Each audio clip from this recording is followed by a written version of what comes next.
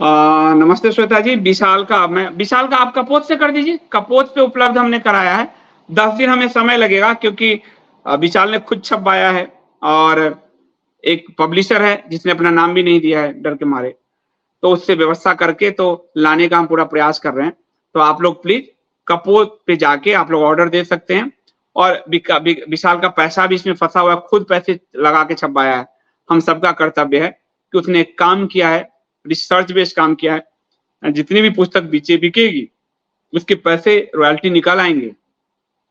आप लोग भी इसमें, जो विशाल का फेवरेट शब्द वर्ड है राजा बाबू, तो एक कूपन का कोड है, नाम है राजा बाबू।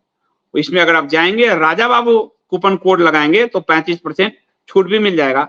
कॉस्ट आपको ज्यादा लगेगा पर मेहनत उससे कहीं ज्यादा है। एक व्यक्ति जो स्वयं पैसा लगाया है, मैं तो भुगता हुआ हूँ। मोदी पे जब किताब लिखा था, मुझे तो पत्नी के जेवर बेचने पड़े, आधे गिरवी रखने पड़े। ये स्थिति नहीं है, लेकिन उसने अपने जेब से पैसे लगाए हैं।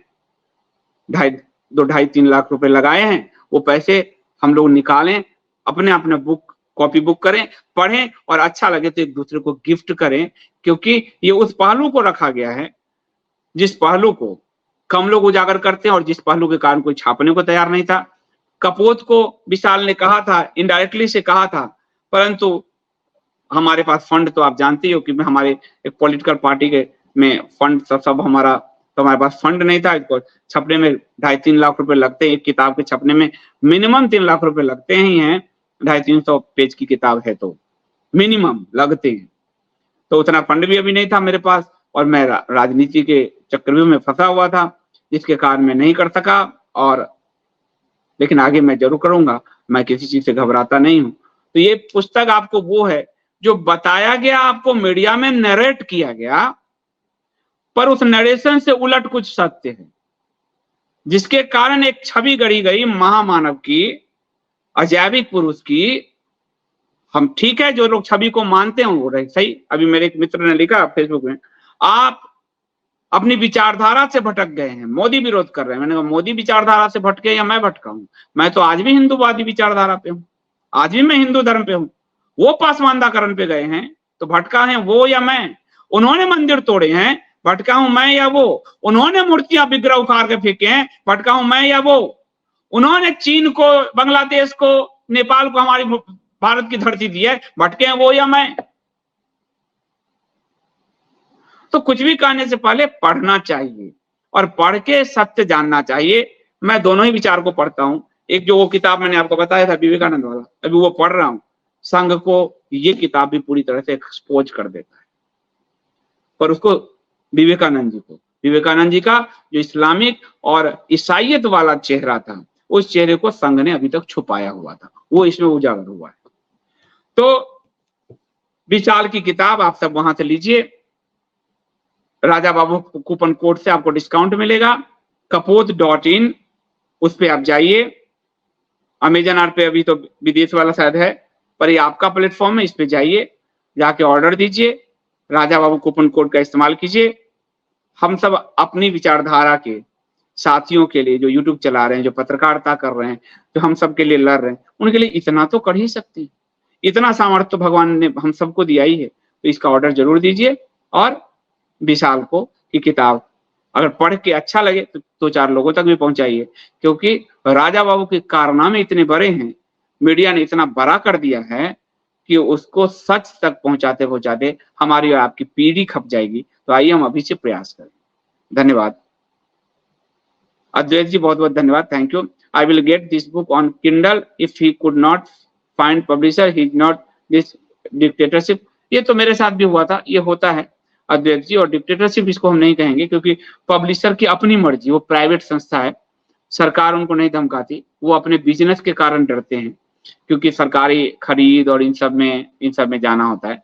तो ये तो पब्लिशर का अपना निर्णय होता है। और आप किंडल पे भी आने में शायद टाइम लगेगा। आप लोग अगर कहेंगे तो ये हमारे कपोत से आपको विदेश में भी जाती है पुस्तक।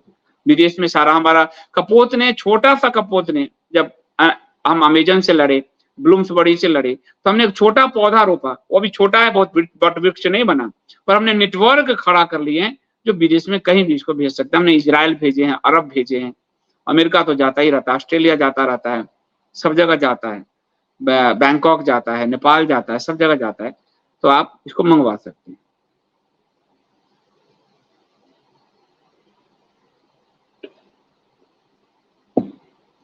जुमला चारी जी, धन्यवाद। हाँ बिल्कुल, कल विशाल हमारे इंडिया स्पीक दिल्ली के ऑफिस भी पधारे थे और पहली बार ऑफिस आए हमारे वो। इंडिया स्पीक्स दिल्ली का हमारा अपना ऑफिस है, वो पार्टी का नहीं, पार्टी वाला तो 23 में बना है, वो अलग है। हमारा अपना ऑफिस तो आप लोग सब जानते ही हैं। तो वहाँ मुलाकात भी हुई थी और फिर हमने कपोत पे इसको जो है उपलब्ध कराने का, क्योंकि अमेजन और फ्लिपकार्ट के साथ पब्लिशर अपना एक तंत्र है उनका, तो हमने कहा कि हमको भारतीयों के बीच अपने तंत्र में इसको उपलब्ध कराते हैं। बीना वर्मा जी बहुत बहुत धन्यवाद। संदीप जी, विशाल जी की पुस्तक को कपोत में उपलब्ध कराई है, बहुत बहुत बधाई विशाल जी को, शुभकामनाएं, बहुत बहुत धन्यवाद बीना वर्मा जी। ऐसे इससे हौसला मिलता है, आत्मविश्वास मिलता है, जो लोग ऐसा काम करते हैं। और विशाल ने कोई भी मानहानि नहीं किया है प्राइम मिनिस्टर। मैं पढ़ा हूँ, पहला चैप्टर में खत्म कर चुका हूँ, कल मैं रात के 2 बजे लौटा था, तो पहला चैप्टर में खत्म कर, वो आपके सामने क्वेश्चन छोड़ देता है। अब आपको एक चीज मैं बताता हूँ, मैं अब एक लाइन में अगर आप देखेंगे तो आपको समझ में आएगा कि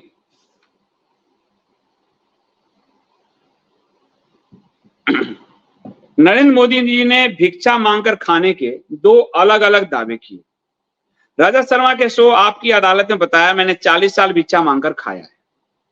वहीं 27 अप्रैल 2019 को वाराणसी में आज तक के कार्यक्रम में अंजना कश्यप, राहुल कंवल और श्वेता सिंह के साथ कहा कि मैंने 35 साल भिक्षा मांगकर खाया है। जैसा कि इन्होंने बताया कि 17 साल की आयु में ये घर छोड़ चुके थे, यानी 67 में इन्होंने घर छोड़ दिया। अगर इन्होंने 40 साल भिक्षा मांगकर खाई, 2007 तक क्या भिक्षा मांगकर खाते रहे? ये इतना ही क्वेश्चन उठाएगा कि आपने 17 साल की आयु में घर छोड़ा, उसके बाद आपने कहा हम 40 साल भिक्षा मांगे, तो आपने 67 में घर छोड़ा, तो 40 जोड़ते हैं, 2007 में क्या भिक्षा मांग रहे थे? आप तो गुजरात के मुख्यमंत्री थे। ये फैक्ट लोगों के पास आ जाएगा, सोशल मीडिया, इंटरनेट और ये जो मीडिया ने झूठ का महिमा मंडन किया, वो ध्वस्त हो जाएगा। फिर कहा, और अगर इन्होंने 35 साल भिक्षा मांग के खाई, तो 2002 तक क्या भिक्षा मांग रहे थे?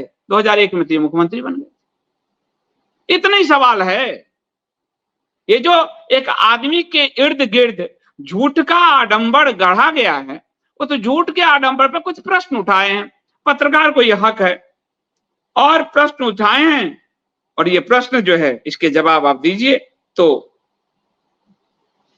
ऐसे ही बहुत सारी चीजें हैं, तो अभी पहला ही मैंने आपको जो है बताया है। अब आप देखिए एक झूठ, नरेंद्र मोदी ने अपनी पहले कमाई के बारे में खुलासा किया कि 8 वर्ष की उम्र में 2 रुपए प्रति कप चाय ट्रेन में बेचते थे। 2 रुपए प्रति कप चाय ट्रेन में बेचते थे, ठीक है। मोदी के दावे के अनुसार 1958 में 2 रुपए कप चाय बेची। सच तो यह है कि 1958 में 1 आना में बढ़िया खाना मिलता था, 1 पाई में 1 चाय मिलता था। 2 रुपए में कैसे कौन सी चाय बेची मोदी ने? हो गया, इतना ही पूछना है आपको और कुछ नहीं पूछना। झूठ का जो आडंबर खड़ा किया गया, इतना ही से पंचर हो जाता है। 1971 में मोती महल रेस्टोरेंट का बिल आप देख सकते हैं। 2 डोसा और 2 कॉफी की कीमत 2 रुपए है, जिस पर सर्विस टैक्स 6 पैसा है, 10 पैसे सर्विस चार्ज है। कुल मिलाकर 2 रुपए 16 पैसे में पूरा आपको 2 डोसा 2 कॉफी मिल रहा है। और मोदी जी उस 71 से पहले 1958 में 2 रुपए चाय बेच रहे हैं। अब लीजिए, मोदी जी ने कहा है, उसके स्क्रीनशॉट लगे हैं। मोदी जी ने कहा था हमारी पहली कमाई 2 रुपए प्रति चाय।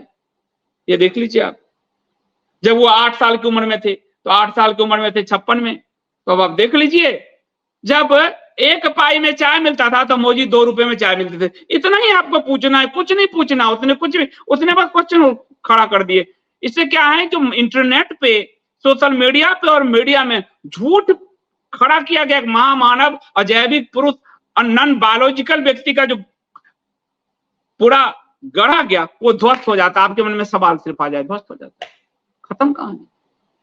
इतना। और ये पूछना, जब वो खुद दावा कर रहे हैं तो सवाल तो लोग पूछेगा कि 58 में 2 रुपए कहां से चाय मिलते थे? खत्म। चाय बेचा अमेरिका तक का जो ये झूठ था, वो खत्म। तो 2 रुपए में उस समय एक आना में चाय मिलता था, 2 रुपए में चाय मिलता ही नहीं था। 2 रुपए में तो डोसा और सब मिल जाते थे 71-72 तक। तो फिर आपको पता चल जाएगा कि तो झूठ रचा गया है, झूठ बोला गया। अनिल भारती जी बहुत बहुत धन्यवाद, थैंक यू सो मच। मोटी पुस्तक है इसलिए इसमें मेहनत देखिए, पैसा मत देखिएगा आप लोग। उसने मेहनत किया है और आप मुझे जानते हो, कई जो यूट्यूबर्स हैं जिनको मैं, भगवान मुझे क्षमा करे, भगवान विष्णु, माता शारदा, पर उनको उंगली पकड़ के लेखक बनाया मैंने। कई जो हैं जिनको अपने गुरु के यहां से धक्के मार के निकाल दिए गए, वो जो आज बड़े यूट्यूबर्स बन के हमको गाली देते हैं, उंगली पकड़ के चलाया है उनको। तो मैं हमेशा सबकी मदद के लिए, पार्टी का गठन था, अंकुर जी जब सबसे कह रहे थे, जब सब साथ नहीं आ रहे थे, मुझे कहा था मैं हर किसी की मदद के लिए तैयार हूं जो हिंदू धर्म के पथ पर चल रहा है। भले मुझे बाद में उन जो आप खुद जोड़ लीजिए कितने आपको बड़े यूट्यूबर्स मिलेंगे मिलियंस वाले, उन सबको उंगली धर के चलना सिखाया, लिखना सिखाया है, लेखक बनाया है, छापा है। हमारे लिए कोई नहीं था तब, हम इसी ध्यान को, ध्येय को रख के करते हैं कि हमारे लिए उस समय कोई नहीं था, कितनी परेशानियां थी। मुझसे जहां तक हो सकता है हमको करना चाहिए, यही मानव जीवन है। तो विशाल ने तो अच्छा काम किया है। आप लोग इस पुस्तक को की मोटाई देखिए, कीमत पे मत जाइएगा और पढ़िए जरूर, क्योंकि झूठ ऐसा रच दिया गया है कि जहां सच की सुई की आवश्यकता है बहुत ज्यादा।